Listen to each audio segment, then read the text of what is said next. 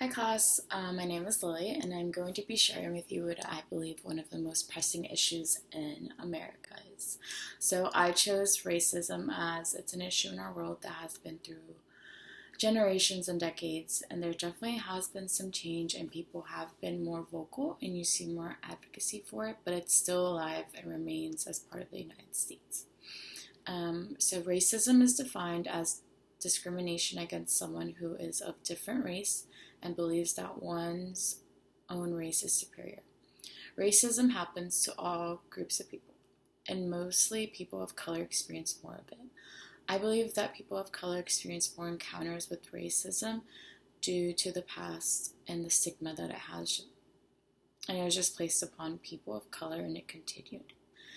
I also think that perspectives are a big part too, because especially how they start at a young age and the ideas that they have about race and what kids are told when they grow up, those beliefs and views stick with them, and that's just what they're going to follow in the end. Personally, I have experienced racism growing up in a prominently Caucasian community. I remember when I was in middle school, I would always have classmates come up to me and say, when is your dad going to come on my parents' lawn? Or they would call me a wetback, and they would always mention jumping the border. That was like the main one. But I never tried to let it get to me, but sometimes when you constantly keep hearing those things, you forget who you are or you try to change.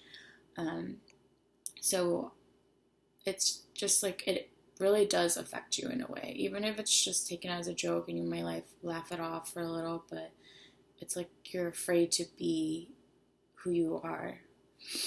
Um, so, in a scholarly journal that I read, it was titled Ending the Culture of Corporate Discrimination. So, it spoke about the issue of discrimination in the workplace and how difficult it is for others to work with people that are different than them, especially when it came to African Americans and women. In 1965, equal employment opportunity was created to help fill that gap and make sure that employers were treated fairly and protected. The journal focused on the case of Texaco, in which executives made sure to get rid of minority employees. And then this was a quote I got from the article, from the journal. Conspired to destroy evidence relating to an equal employment opportunity lawsuit shocks people inside and outside corporate America.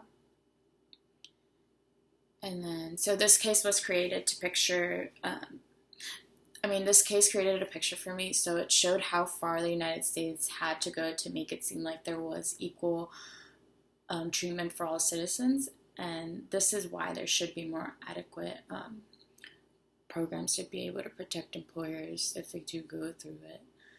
And a way that social work professionals can help is that there can be more support to big corporations and more knowledge given to their employees to create more awareness about racism.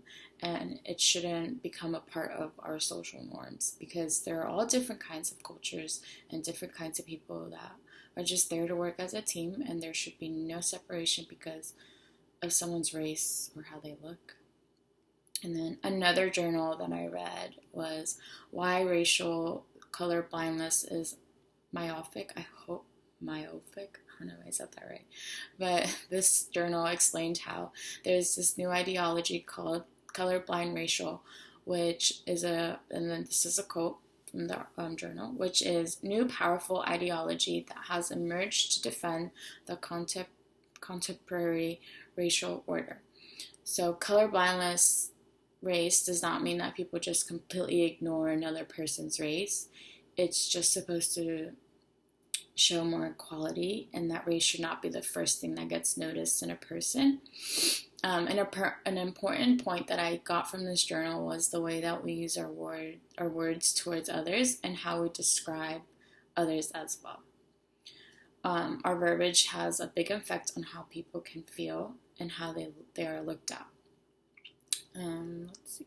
In the social work profession, I know that there are many ways that a difference can be made, and it can impact a lot of people. and help them overcome racism. But sometimes it's already embedded into someone's culture, and they will grow up with those views and value them and make it a part of who they are. So it can be difficult when you're trying to educate others. And to get them to understand, like, that racism isn't okay, but everyone has their own opinions and views, and we just have to respect them. And then another way that social work professionals could help is just making sure that there's enough resources accessible for everyone and just creating equal opportunities. Racism is very important to me because we all face it, and there are times where we feel so alone and targeted. Me being a Latina woman with 2 immigrant parents allowed for me to understand different people of all cultures, and it's really opened my eyes in so many different ways, and just what stories my parents have told me and what they faced, and just and also the different jobs that they've had to get just because they were immigrants and they were Hispanics. They didn't have the same jobs, and it wasn't easy for them either. A way that I would solve this pressing issues that has been around for decades, I would want to advocate and inform people as much as I can about treating others fairly despite their race. I would also use my core values to make sure that my voice is heard and the person facing racism is able to express themselves and voice their opinions. I feel like being a different race will also allow for me to connect to others that have faced racism, and me facing racism as well will help me understand what they really feel and how they face it. And I would also want to start groups of people that are with groups of people. I would also want to start a group with people that are constantly always being targeted and decide they make the choice to live their life differently just because of how others view them, so they're not really themselves.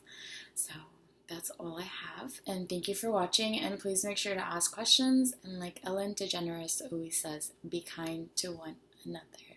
Bye.